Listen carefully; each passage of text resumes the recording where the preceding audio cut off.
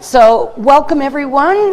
Good to see such a big crowd here, and welcome to everyone on Zoom as well. And a big welcome to any of the new members that are here this evening. There are a few, so welcome.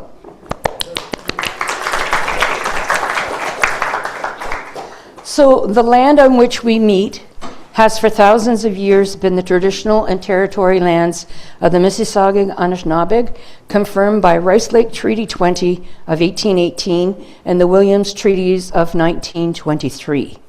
Last week was Treaties Recognition Week, which aims to help us learn more about the importance of treaty rights and relationships. For those wishing to learn more, there is lots of information online. So as treaty people, we're committed to deepening our knowledge of the Mississauga Anishinaabe wisdom and to cherish the land they have shared with us. We respectfully acknowledge that the Mississauga Anishinaabe are the stewards and caretakers of these lands and waters in perpetuity. We are grateful for their care for and teachings about our earth and our relations, and are mindful of broken covenants. Miigwech. Hello everyone, I'm going to start talking because we really want to get through this in a reasonable amount of time, and I guess I'll stand over here. My name is Linda Sunderland, and I'm so pleased to be here tonight with my co-presenters, Cathy Douglas and Drew Monkman, and we're going to take turns telling you about our trip to Colombia. On November 1st, 2024, so just about a year ago now, 6 members of the Peterborough Field Naturalists, there was Erica Knoll, Chris Risley, Ben Taylor, plus Cathy, Drew, and I, and 2 other travelers met in Colombia. And with our guide, Gilberto, and driver, Miller, we started our adventure.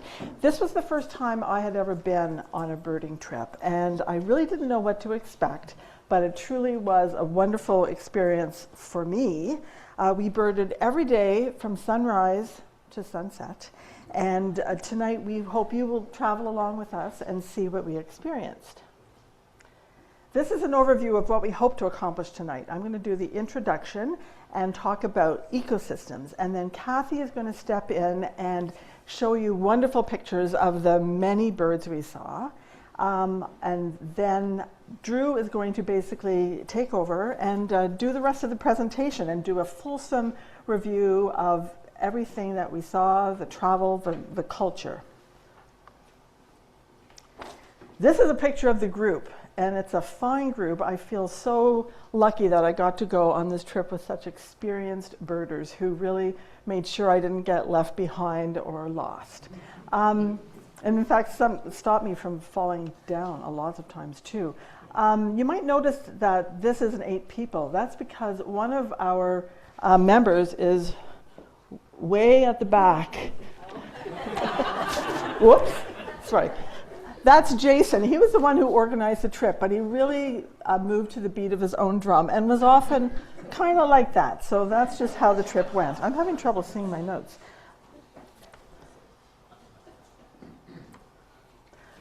This is a picture of Colombia, and it gives an overview of where we traveled. You can see the green part are the northern Andes, and we spent most of our time in the eastern and central Andes. At this part, they're divided into 3 sections: the eastern, central, and western Andes. And this is our itinerary.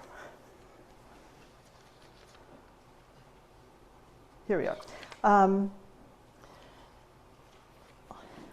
don't know if I can go over. We started in Cali, and right away we drove about a half an hour out of town to something called Finca La Florida, this little dot down here. And that was a farm that had been kind of adapted into an eco-lodge. We stayed there for 2 days, and we were in the cloud forest. It was an amazing experience, and I think for us we saw the scenery, the flora and fauna, and the birds were just exceptional. We next went to the next little bird over right here, which was Doña Dora, which is a really famous birding place in Colombia. When I think of Doña Dora, I think of rain and mud and rock slides and crazy climbing and amazing birds. You'll see pictures of this later. I'm just doing an overview. You're going to see more pictures, but it was a wild day at Doña. At the end of this wild day, we drove to the coast, to Buenaventura on the Pacific coast. Buenaventura is a big harbor city in Colombia. We stayed there for the night, and we did get to go out and see the birds. I don't think we saw very many birds that morning, but we wanted to see the Pacific Ocean because that was the only time we were going to be there. But we drove in to the next little bird next to Buenaventura, and that is San Cipriano. I have to take my glasses off. Maybe that will help me. So San Cipriano, we were going to a train station. It was a little bit of a surprise when we got there, and you'll see a picture of that as well. But there's a nature reserve there in the tropical rainforest, and it was a great experience just to have that. Our next destination was over here, the Sonso Lagoon. It was one of the last wetlands that are located in the floodplains of the Cauca River. After a day of bird watching, we drove all the way up to the northernmost part, which is Mostrado. It was a very beautiful and interesting drive. That's where we saw a lot of coffee plantations and it was a long drive, but it was beautiful. We stayed up in Mostrado for 2 days. It rained the whole time we were there. We were in the cloud forest, but it was exceptional birding, beautiful. We all managed to keep our spirits up as we were in the Choco forest. The next place we went was just we came down south and close to Pereira, that little dot on the left of Pereira.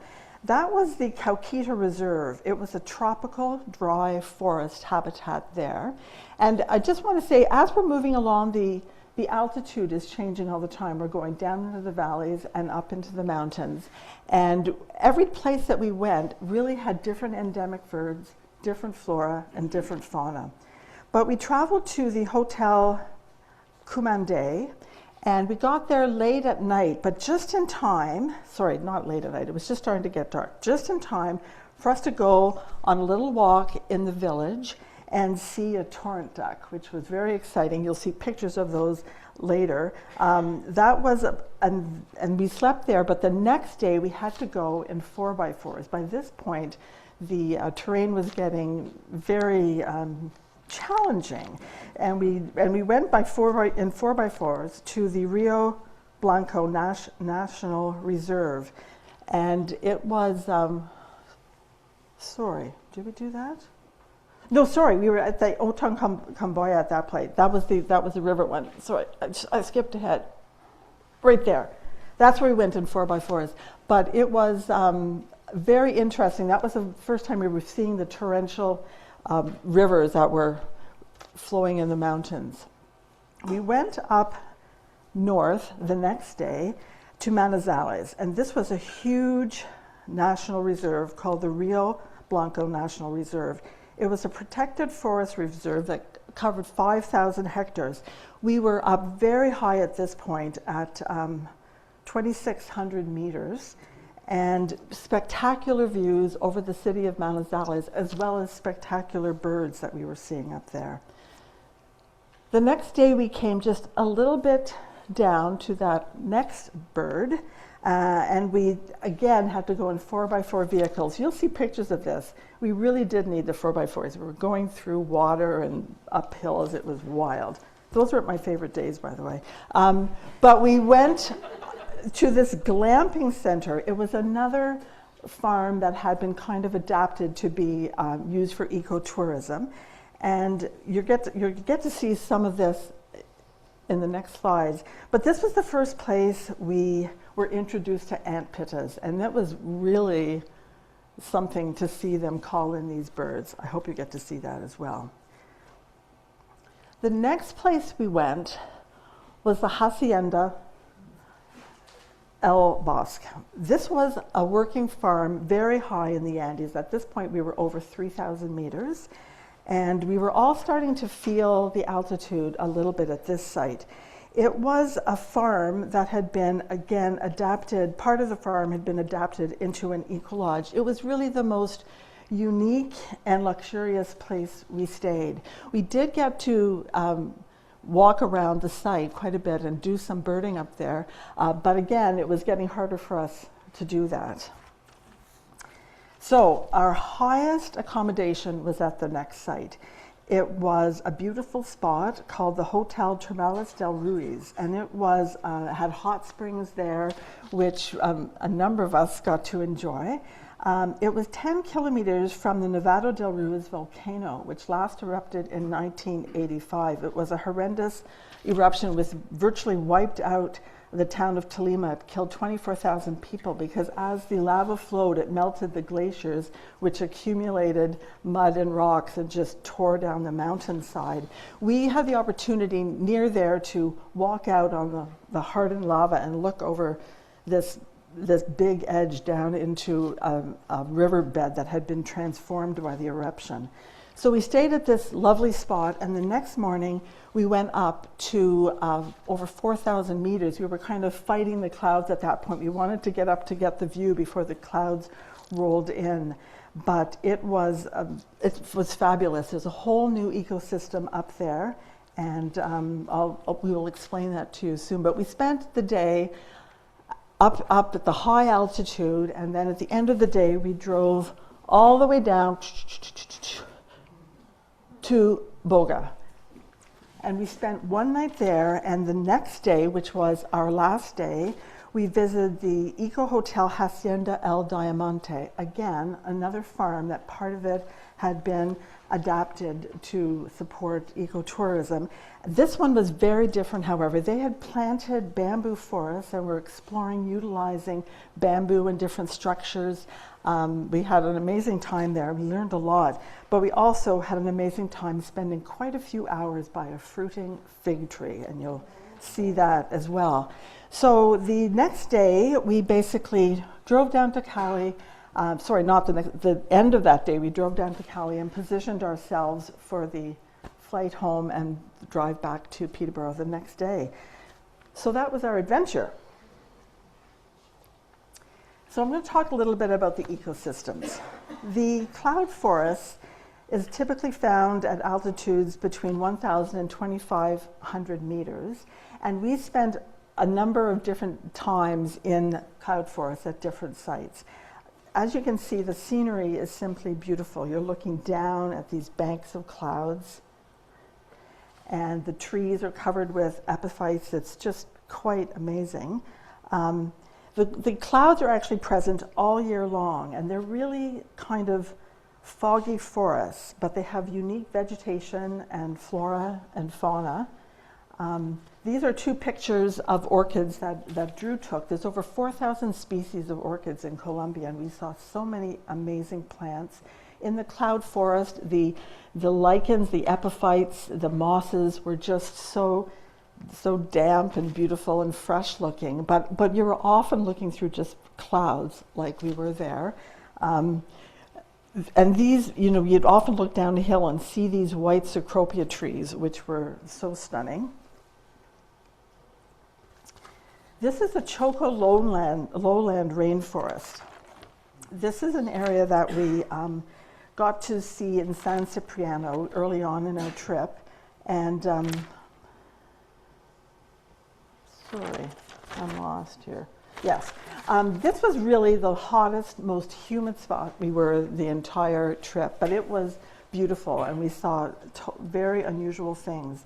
It's all of these sites that we visited are basically there to protect the waterways and to protect the rivers and the drinking water of Colombia. These moist forests are generally inaccessible and untouched. They run along the west coast of Colombia, but this area in particular is threatened by logging and mining and agriculture. So that San Cipriano National Reserve that we went to was established to protect it.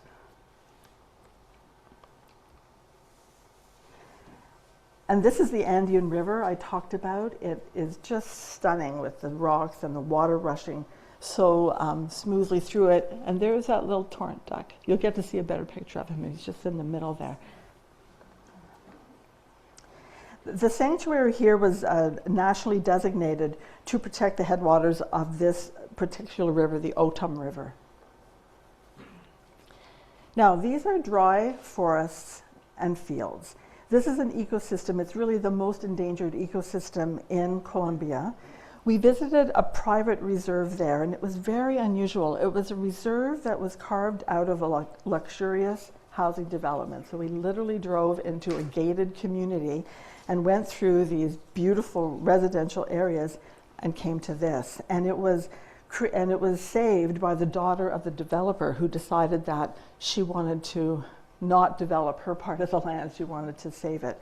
So she had this wisdom, and it was an amazing landscape, and she has developed it into an ecotourism treasure.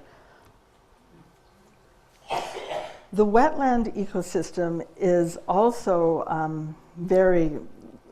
one of the last wetland ecosystems in Colombia. It's the Laguna de Sonsa Nature Reserve, and it's in the floodplain of the River Cauca. It contains the last extensive remnant of the original natural wetland.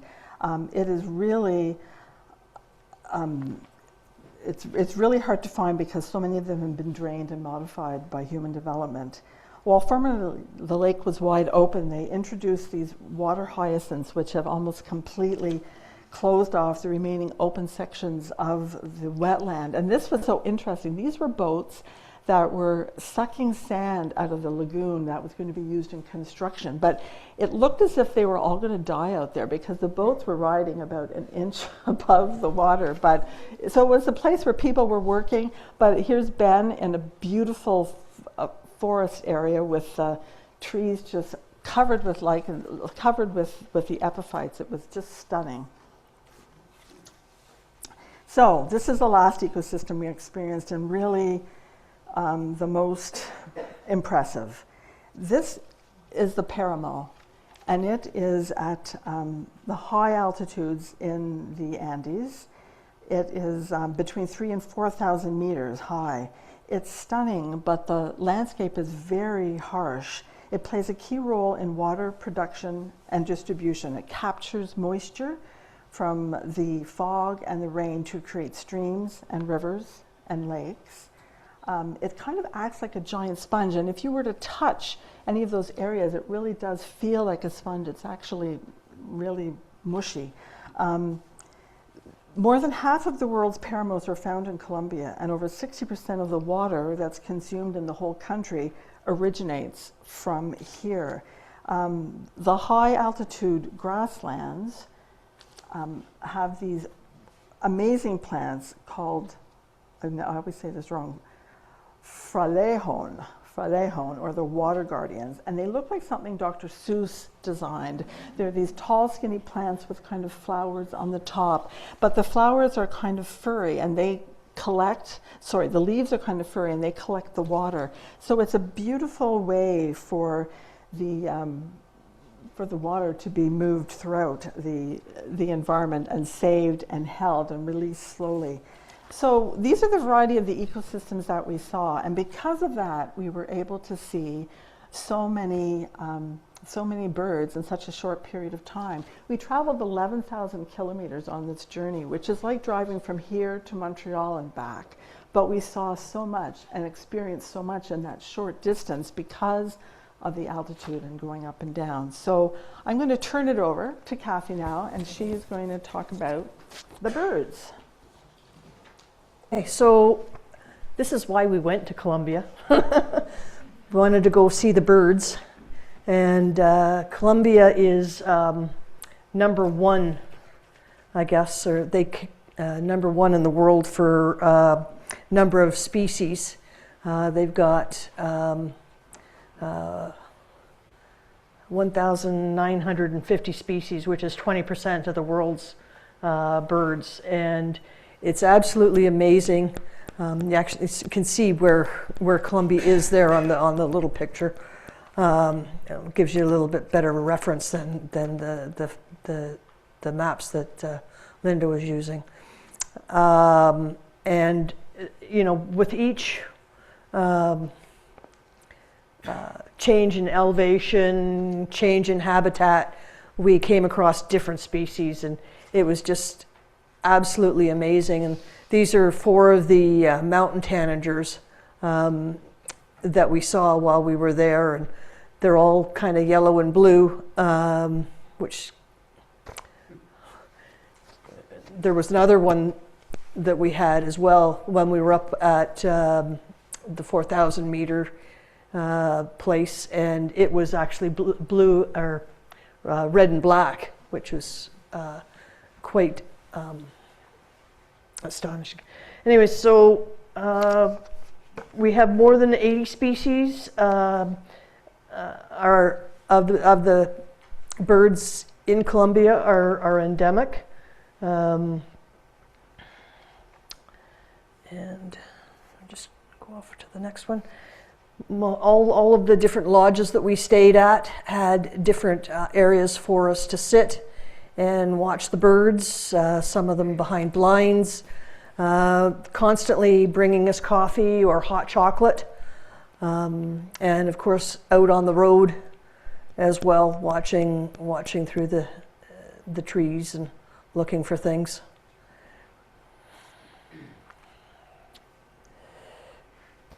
So this was our first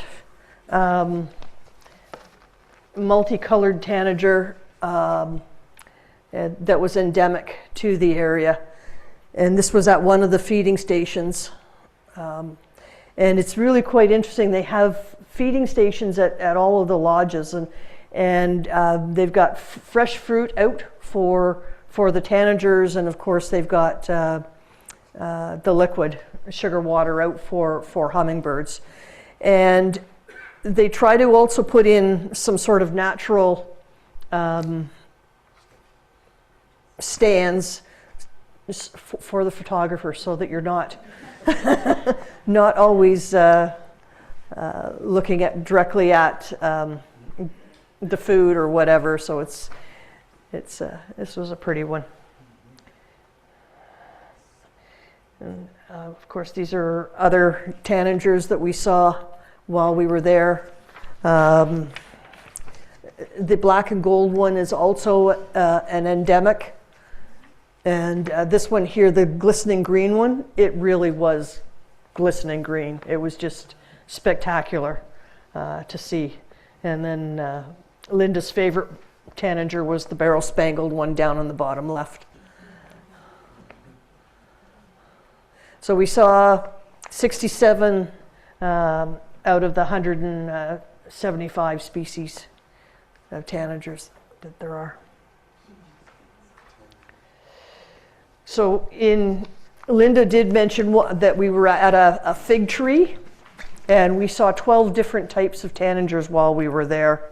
And these are just 6 of them. And the blue dacnus is one of the endemics. And I just love the colors, just absolutely amazing.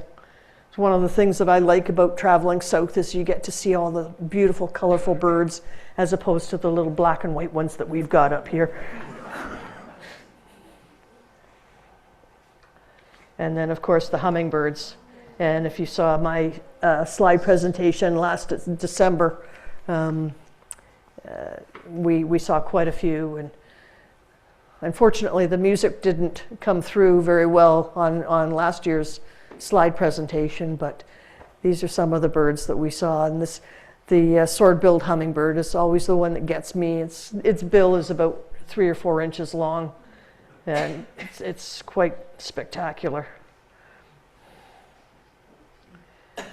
And then, how do I get that to work?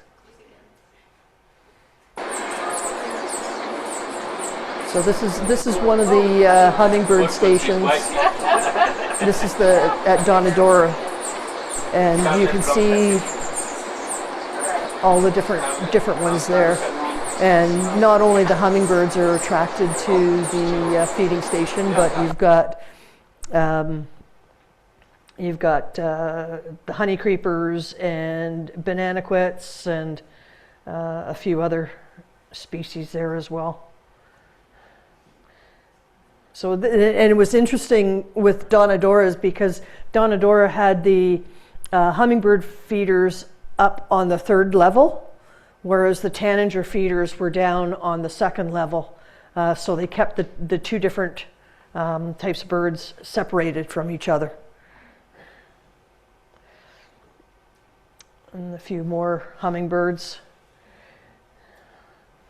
And they, again, you can see this is at a hummingbird feeding station, and while they did have hummingbird feeders, they also set up these flowers so that you could take natural shots of the hummingbirds away from the feeders. And this is the one that I kind of like, the white-booted racket-tail. Looks like little cotton balls around his ankles, and then the rackets for the tail.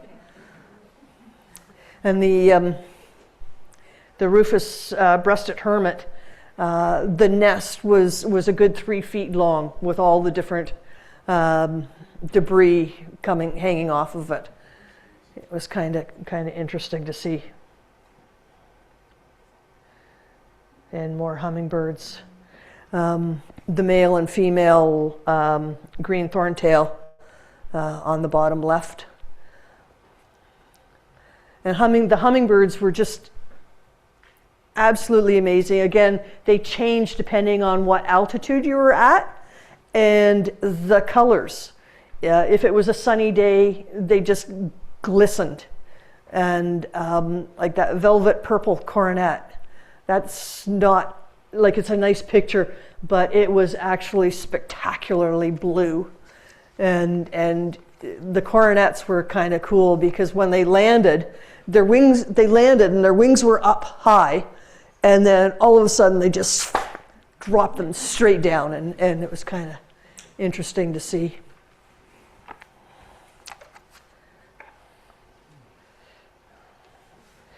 And again, this is the Buffy helmet crest here, and this was up in the Los Nevades National Park at 4,000 meters.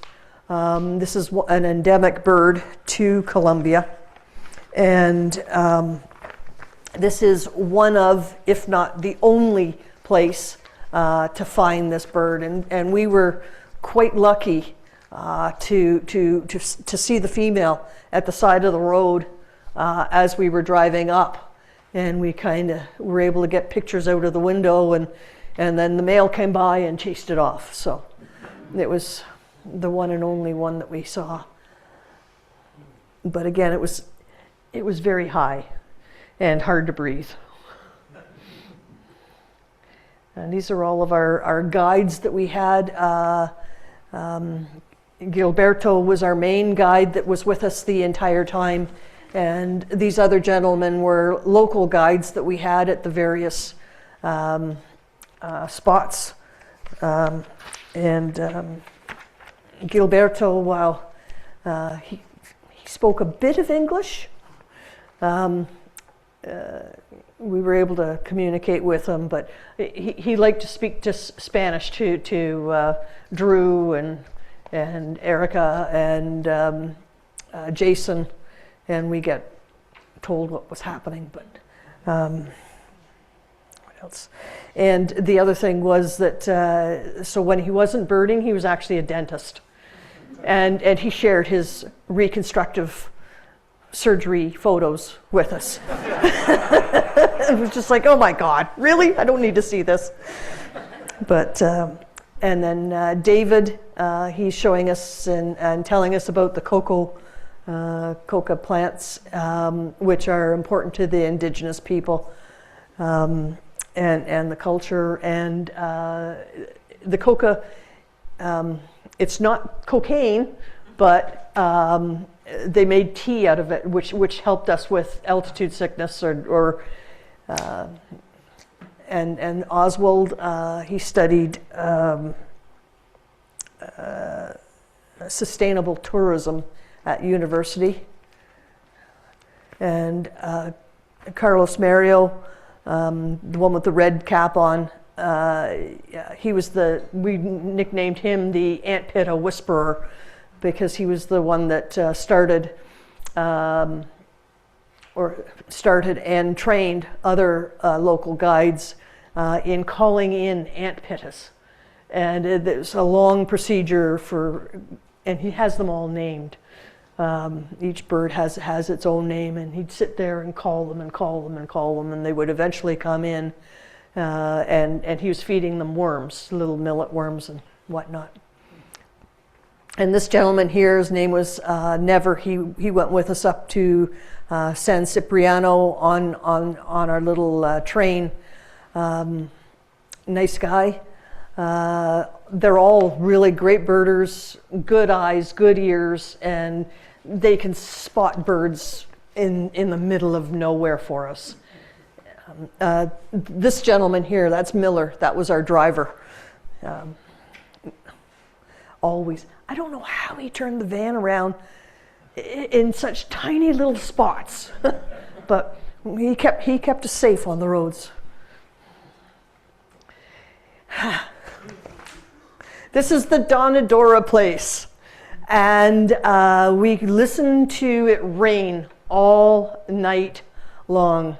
And when we got up at 5 o'clock in the morning, we came out into the parking lot to that amount of water. And we were in a landslide area. We left the hotel at 5:30. We had a half-hour drive to get to Donadora because we had a 20-minute walk downhill. And unfortunately, shortly after leaving the hotel, we came across our first landslide, and we had to cut our way through that one with machetes to clear the road. And once beyond the trees, we came across another landslide, and this one, unfortunately, we weren't able to get around with the van.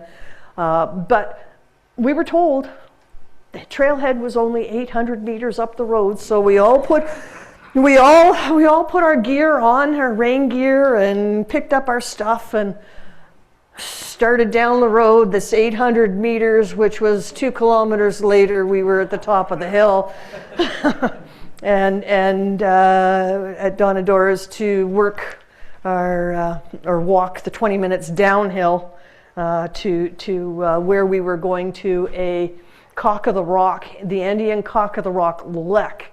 And we had to be there by 6:30 in order to see the birds performing. And we're still walking down the thing. We got to the blind at, I think, 10 to 7, something like that. So we were a little late. That picture of Jason, that's the only picture that we have of him with shoes on. He wore flip-flops the whole time. Interesting chap. We won't go there. But anyways, we got to the blind. We were all absolutely soaking wet. And there were no birds. Absolutely no birds. And we're just kind of sitting there for a little bit, and then this guy dropped in. And that's the Andean Cock of the Rock. It's a male. The females are a little bit more brown. But he came in, sat for a minute, looked at us, and then took off. And at 10 after 7, we started walking back up the hill.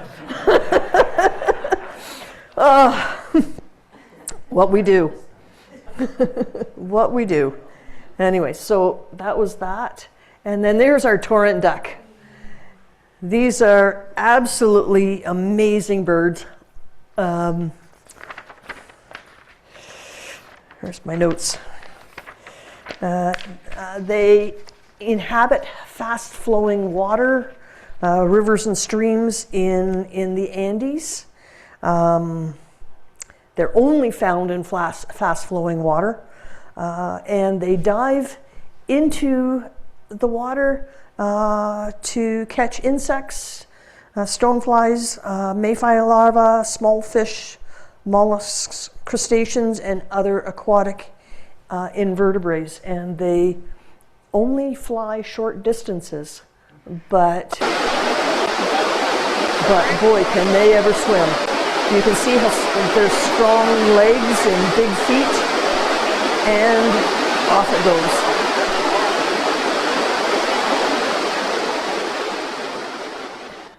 And it does pop up again eventually, but they are just beautiful birds. So that's the male over on the left. Females are, again, browner. And, oh, you've changed the slide. Okay, so this is the army ants and antpittas. So this is the various types of antpittas that could be found in Colombia, and they eat lots of ants. I can't even read what that says, what you've got highlighted there, Drew. But antpittas, they follow the army ants, and the army ants move around. So we have a column of ants And going both ways. And Which means as the army ants move through, they kind of scare up other insects, or the other insects try to flee from them, and which will bring in birds, quite a few birds.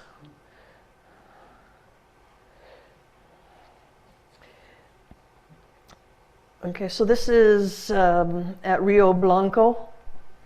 And this is Carlos Mario. This is one of the blinds that we were in, and just kind of sitting on benches. And Carlos does his thing for calling, and he's caught in this situation. He's calling in Pancho, which is a chestnut-crowned antpitta. So if we listen carefully, you should be able to hear him.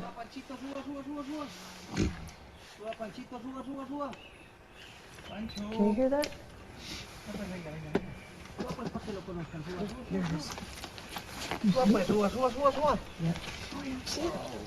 Suba, Panchito, suba, suba, suba, suba. Ahí está la hembra. Pancho, suba, pues, suba, suba, suba, suba. Arriba, Panchito, arriba, arriba, arriba, arriba, arriba. Eso. Suba, pues, Here he para que comes. conozcan. Suba, suba, suba. Arriba, Panchito. Eso. Bello. Lindo. Cante, pues, cante. So there's Pancho. So, and again, you know, like if he wasn't calling these birds in, we probably never would have seen it. So, in a way, it's great because we can see them, but in another, how are we? How's man disturbing that type of animal or bird? They're usually running around on the ground. They stay down, and they look like little lollipops on those long stick legs. And these are some of the other antpittas that we saw at Rio Blanco and Hacienda El Bosque. And I was quite sick at most of these places and hacking up a storm, and most of the cooks took pity on me and made concoctions for me. The one was oregano water, and that stopped my hacking for a good 45 minutes. And the other one, the guide picked a little leaf of eucalyptus, and that was boiled down with sugarcane water, again stopping my coughing for a little bit. But it was, all I can say is it's a good thing Linda could take her hearing aids out at night.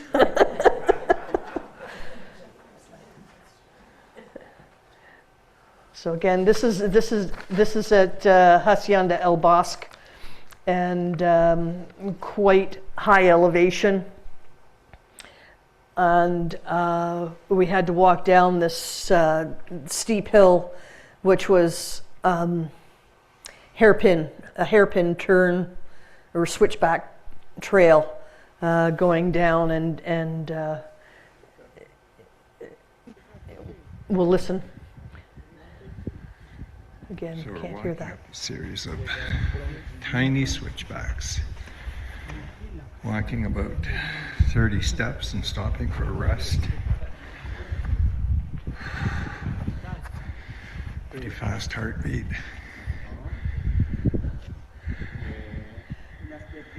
So that's me hanging on for dear life at the top. That was a nice angle too, but thank you. But the not my best side. But this place was the really beautiful lodge to stay in. Great food, and it was cold. It was wet, and they sent us all back to our rooms with hot water bottles, so that was quite comfortable.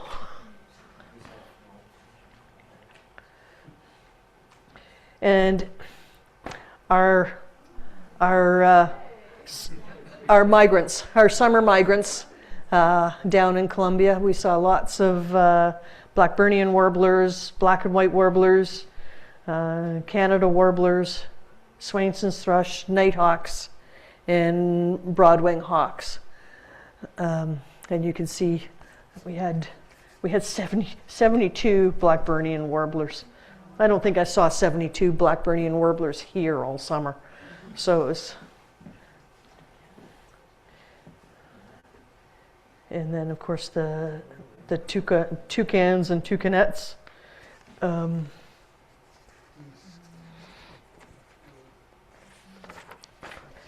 Drew's changed slides on me. He's added a few. But anyways, again, beautiful looking birds. This is the emerald toucanettes. The one closest to us is a juvenile and an adult in behind. And I think that the yellow-throated and the choco toucans were actually in natural settings. The other ones were all at feeding stations. And they had grapes hanging down off of these bars, so they would come in to feed. And other birds, the common potu, the camouflage on that, if you didn't know it was there, you probably wouldn't see it. And then Andean mot, it signals predators by wagging its tail, and crested owl. The lineated woodpecker, it's about the size of our pileated. And then the green and black fruit eater.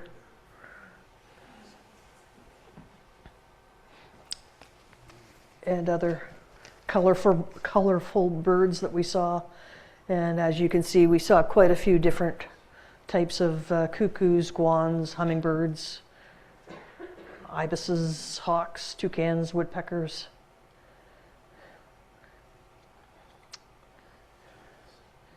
Total number of species that we saw, 437 in the however long we were there. So, and of course, at the end of the day, we were filling out the checklist, our work. I was keeping track of what we were seeing the old school way with pen and paper. Chris was using eBird, and then of course the two different guidebooks that we were using, and of course Merlin and iNaturalist for all of our other stuff. And with that, that's the end of mine. So, Drew? Maybe people want to. All right, so I'm going to carry on with a few other plants and animals and whatnot that we saw, and then talk a little bit about the culture, things like the accommodation and how we traveled, and then conservation at the end, some of the takeaways from the trip, and maybe any comments or questions that you may have. So yeah, we saw some amazing moths at a number of places, and they were attracted using moth lights to these sheets that were set up at some of the blinds, and they were actually there to attract birds, believe it or not.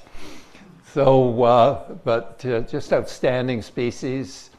A memorable butterfly known as the neglected 88, or sometimes called the neglected 89. So apparently there's even a neglected 98. So, but no, it's all the same species. And scorpions, of course, crazy grasshoppers. And one moth there in the far left was actually 8 inches long. So quite an array. As far as mammals are concerned, not all of us, but a lucky group of us saw the red howler monkey. If you've been to Colombia or Costa Rica, you've probably seen the howler monkeys there, but this is a different species. Andean cottontails up in the Paramo, Andean squirrels, some very interesting snakes, including a snail-eating snake in San Cipriano.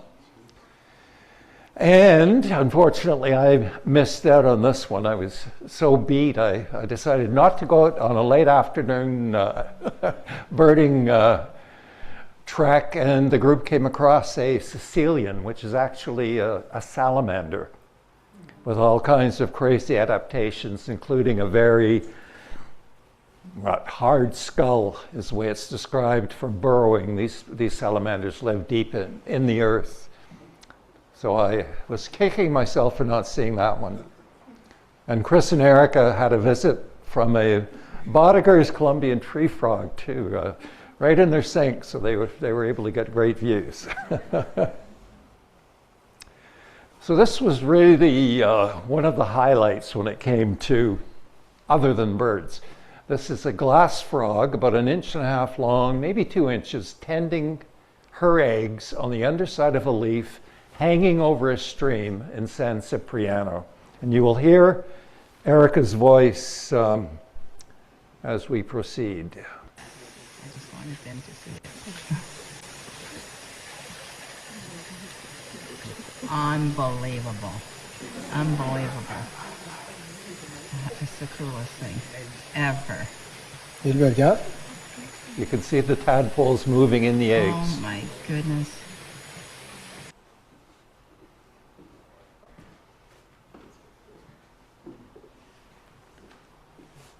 So that was really quite something. And then they emerge from the eggs and they drop into the stream. So we got it worked out. So we traveled in a very comfortable van, 15-passenger van, had a great driver. Did a fair amount of birding from the van itself.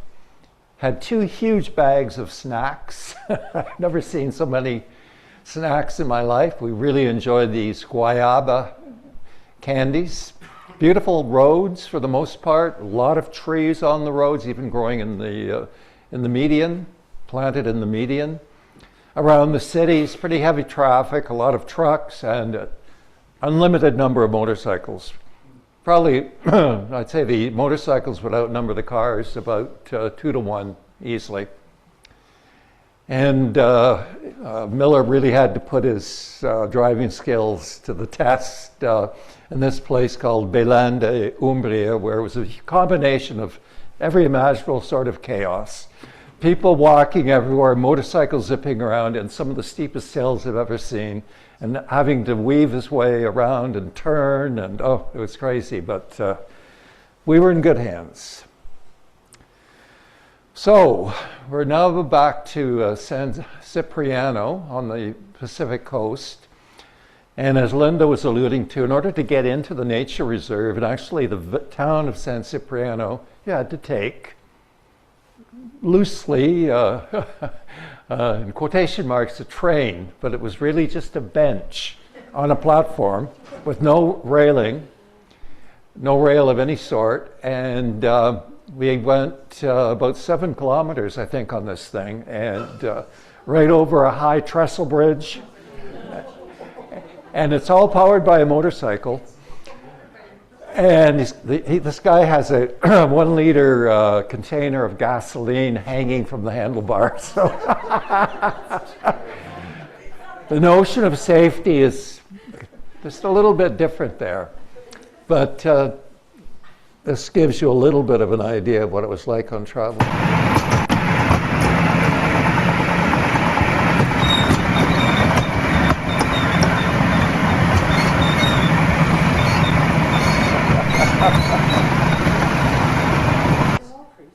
Yeah.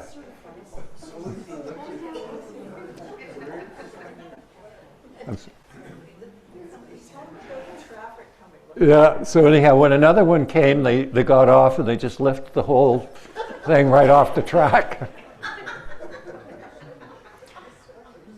And this, another crazy drive. I think I'll just go right to the video. We're going up to the glamping site. We had to be there by 6:30 if we were going to see the motmots. No, not the motmots, the trogons. But this was a crazy ride. So there were 4 vehicles going through these mountain streams.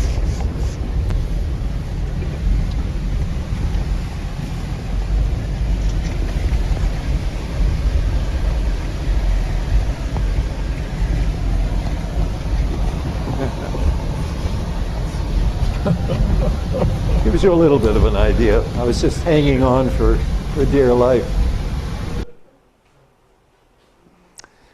And as has already been mentioned, just some beautiful places we stayed at. Hacienda El Bosque on the far left being probably the most impressive. Lovely cabins, heated cabins with a spa and all of the modern amenities you could imagine. But we also stayed in a fairly rustic, almost youth hostel-esque place at Mistrato Sutu Reserve. 3 of us to a room, myself and Ben and Jason, and it was about 10 inches between the single beds. Nowhere to put anything. We had to leave all our stuff out on the deck. So anyway, Finca La Florida. Lovely hotel, served organic fare in the lower left there. And probably the second most impressive place was very close to the volcano, the Paramo, called Termales del Ruiz Hotel. Great gardens there, great birding, and of course the thermal pools. So I think that was when I started to, for the first time in a few days, really feel warm. We did not come prepared. That was one thing, one criticism I might make of the organization. We didn't get a good what to bring list. Yeah, and very good food, often enjoying breakfast or lunch with the birds just meters away. Arepa is one of the classic Colombian, it's sort of like a pancake, you might say. We had that every morning with eggs and fruit and lots of hot chocolate. Hot chocolate probably more popular than coffee. Everything from Pacific Colombian cuisine to amazing soups everywhere. I think it's the soups I enjoyed the most, and just the best cooks and chefs, certified chefs at many places that you would ever want. Interesting too to see how the locals travel in the Andes. So this is actually a Jeep. It was called a Willys Jeep. Some people may be familiar with that. On the left there, so there's people inside, they're on top and they're hanging on the back. Another one came by with these 3 indigenous kids and their bag of potatoes and onions or something. The other vehicle that Colombia is famous for is the Chifa bus. It's really a cultural symbol. They're all privately owned, all painted very creatively, to say the least. Luggage and whatnot up on top. And we saw a number of these. Some of the cities, oops.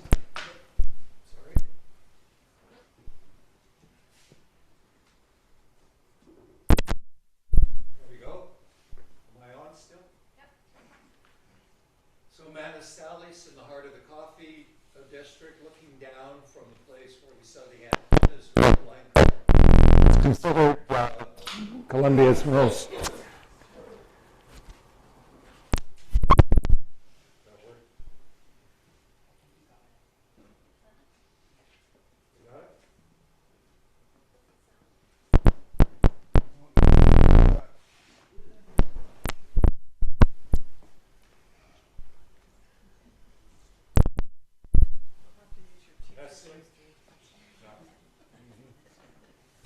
Okay, I can, I'll just speak louder.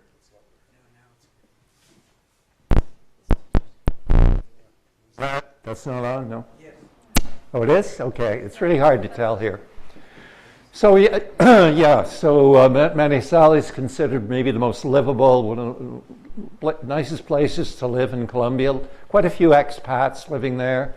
Mistrato in the coffee district. You can see the beautiful sign in front, all painted with birds and plants and whatnot. La Florida, which almost looked bohemian. And Cali, where unfortunately we didn't get to spend much time, but it is known for its abundant green space and national parks on each side of the city. And the UN conference on biodiversity was actually happening in Cali just before we arrived. So we were so impressed with murals everywhere depicting, I guess, country life, farm life, and birds. Birds were just ubiquitous on these murals. And they were literally everywhere, even in Cali in some of the tunnels. Wonderful people, very warm people, very proud, and just love to laugh. Always kidding around and laughing. And extremely proud of their country and wanting to change the image of Colombia, which unfortunately is still a little bit tarnished with all the craziness that went on for so long with the cartels. So you can't really talk about Colombia without mentioning coffee. A lot of the birding we did was right in the heart of the coffee triangle, also called the Eje Cafetero. So it shows you some typical landscape there. It was so nice to be sitting, with the binoculars and camera, and they would bring out cups of coffee or hot chocolate. So one thing I just want to mention here is that some of the farms, not that many, but some of the farms produce shade-grown coffee, and a huge number of resident and migratory birds overwinter in the coffee reserves.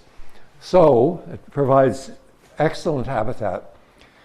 So Chris Risley was the person who told me about this product first, but it's a Canadian company called Birds and Beans, and they produce coffee from all over Central America, South America, but it's almost all shade grown, and it's all certified bird friendly by the Smithsonian Institute. So by buying coffee like that, you are, having great coffee, but at the same time, you're helping to protect habitat and the farmers' livelihoods. So everybody wonders if Colombia is safe, and our impression certainly was that it's very safe. However you want to mention it, the number of tourists going there every year, over, I think, what is the number? 6.8 million in 2024. A lot of expat Canadians and Americans living there. A lot of people going to Medellin, where Pablo Escobar was, and of course that's what they're going to see. You can do tours of Pablo Escobar's, what he was up to. Modern malls, restaurants. Really impressed by the number of cyclists everywhere, even on very somewhat lonely rural roads. So it's just a matter of using common sense, not wandering off on your own, driving off on your own into areas that are known to be or possibly dangerous, like anywhere else. So we felt very safe. And also, so to finish up, just a little bit about conservation. We were just so impressed with everything that's happening in Colombia. They've been able to reduce deforestation by 30% this year, especially in the Amazon. They're still facing threats like potato farming in the Paramo, that high altitude habitat where the water feeds the cities. So that is, an ongoing issue. But probably most challenging is climate change. With the rising temperatures, it's pushing these cold adapted plants further and further upslope, reducing their range and threatening the water supply, since the Paramo functions as a big sponge. So we heard about these two success stories from the guides. The Cacaguan, an endemic, had declined by 95%, but in the one reserve we went to, Otun, they were everywhere. So they seem to be in a pretty good place. And another amazing success story is how they brought back yellow-eared parrots that frequent wax palm, a very valuable tree. So they were cutting down the wax palm, and the parrots were plummeting in number. But they have been able to bring them back to, I think, for something like 3 dozen to now over 4,000. So it was nice. A lot of signs, the signs in general everywhere were amazing, and so many of them were made from wood, just beautifully designed. But nearly all of them had some message about the need to protect biodiversity, all in Spanish, and really directed to Colombians themselves. So everything from mountain tapir, area protected for ecosystem services and protection of biodiversity. And the second one really caught my attention. I was thinking maybe the Torrent Wildlife Sanctuary could use a sign like this, but it says, no pets allowed. Pets can result in predation, disease, habitat change, and competition for food and shelter. So that was pretty neat.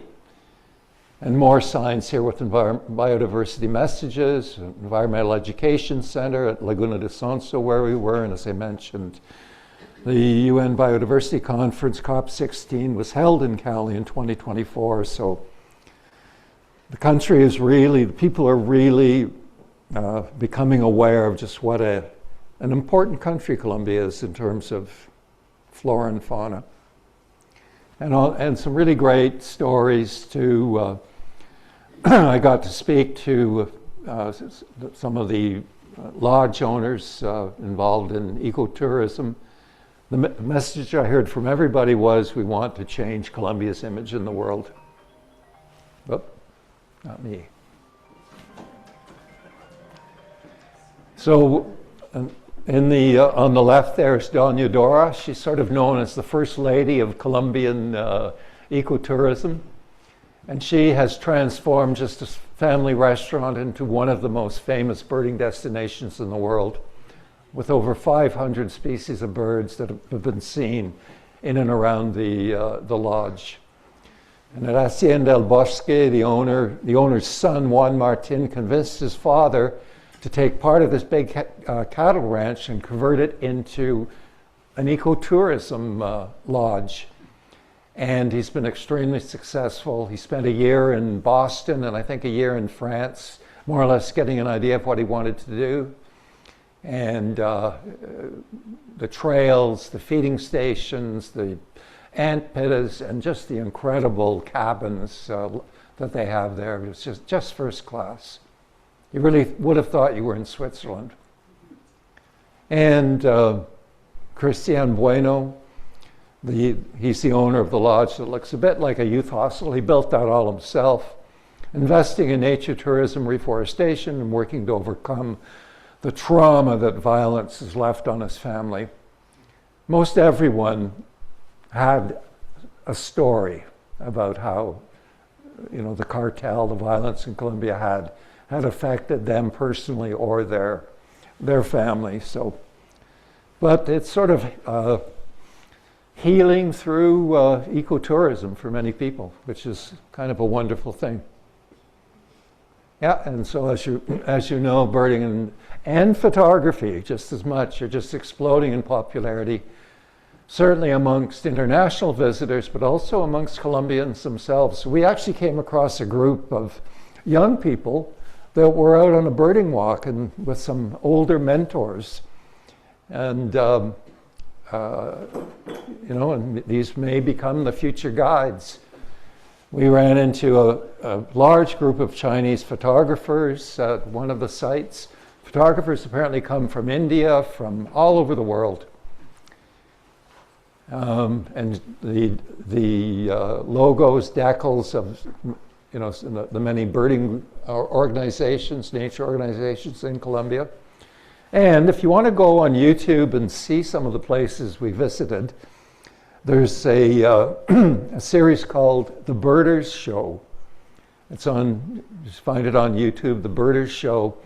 And there's an episode on just about every place we went to, including the crazy Brujita train setup. So, and increasingly good at infrastructure, towers, decks, amazing signs highlighting species. They've even established a Central Andes birding trail.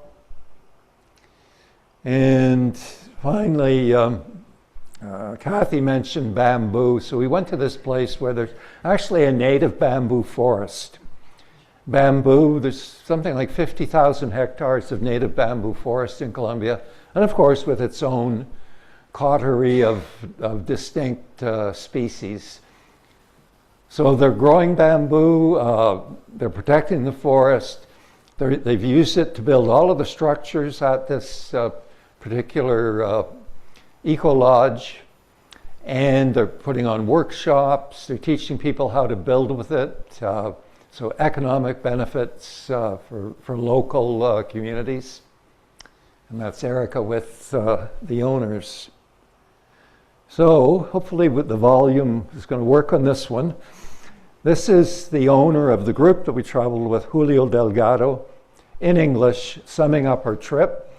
And you will also see our group leader, Gilberto, who Cathy gave a pin, a PFN pin. And so he has it on his hat.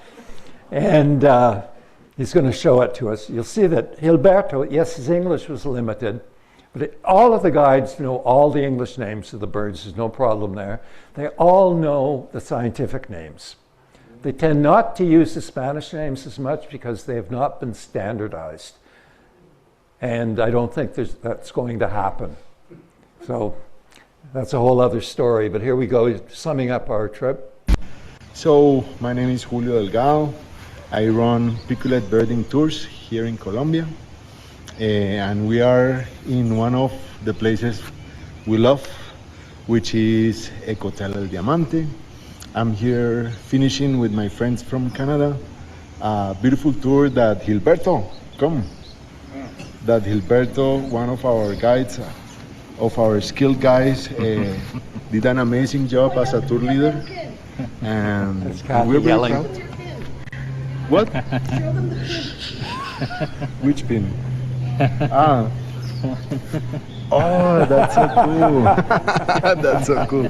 Yes, so we just finished a very successful tour over 400 species.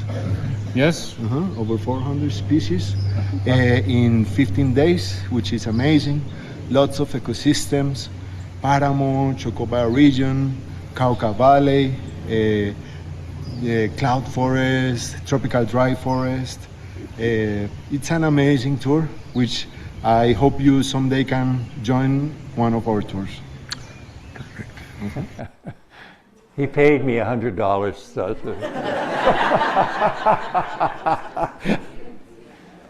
All right, so I won't read all of this, but we were just so impressed with the unmatched bird variety, the endemics, cultural experiences, so many habitats. People are so welcoming and friendly. One little drawback, the guides, especially the local guides, for the most part, their English was pretty limited, but that is going to improve immensely. They're not quite at the Costa Rica level in terms of how well they speak English. Good infrastructure, great food, wonderful to see how ecotourism supports local livelihoods. We felt safe. We just wish we had had a better what to bring list. I'm not sure how Julio missed that, but yeah, so at one point I had on, I think I had on shorts, bathing suit. I had 3 pairs of pants on just to keep my legs warm. But I was never really cold because I had enough layers. But yeah, so everything from searing heat down at the Pacific to temperatures maybe around 5 degrees Celsius when we were up at 4,000 meters. So, and there's lots of other areas in Colombia to go, and one I want to go to is the Santa Marta Mountains. So, and so it's not a country made for people who are 6'3", so that's that's me in the washroom. I'm standing in the bathroom.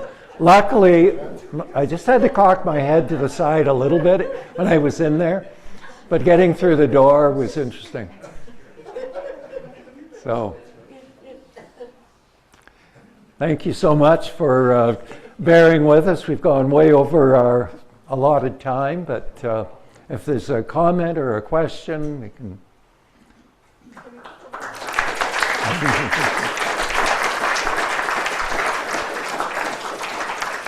Has anybody here ever been to Colombia? Oh, okay. So we got, 5 people. Yeah, great. Any questions for Drew, Cathy, or Linda? Is there a time of year that's best to see birds here? Just a comment, you had it easy. Oh, we did have it easy, Jim. As far as... I went in 1977. It was very different. Sorry, could you repeat your question? I just wondered what time of year you were there, and if that was chosen for the birds. Yeah. Can you repeat the question? The question, thank you. The question was, is there a good, better or worse time of year to go? Why we went in November?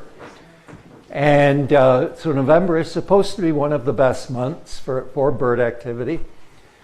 They're not nesting at that time, but I really don't know the details as to why, other than also the fact that the North American migrants are there from November through probably late March, maybe early April. But from what I've heard, any time of year is going to be good. Each time of year would have its highlights for sure. And we were just at the end of the rainy season, so. At the end? Where are we? I'm sure we were at the end. But it never rained, it never poured. It was more. Except that one night. Well, that one The night, water's yeah. this high up on the wheels. My feet were wet the entire time. Yeah. But I did have leaky boots. I should have just worn flip-flops. I think that's why you did. More questions? What, in Jason's defense, though, I should just make one point. He might be listening tonight, I'm not sure. He is the one who was the middleman. Jason lives in Costa Rica, and he travels all over the world. And he's like Dave Milsom. He brings people together. He tries to get a group together, and then I guess he gets a discount. But he's the one who contacted Piculet, and so we can, thank him for having made this trip possible. There was a question here. Oh yeah, what do they call Canada warblers there? Canada workers. Yeah, I don't know. It's amazing how many of the guides will call the birds by their scientific name. So it's very impressive. I don't know I'm sure there's multiple Spanish names for it, but I couldn't tell you. Maybe Colombian warbler. Are there any questions on Zoom, Fiona? No. Any others? Well, thank you very, very much, the three of you. And you've got a lot more stamina than me. I'm hungry for fauna, but no. Not signing up. I'll live the carrots. No, we were really pretty pampered most of the time. Yeah.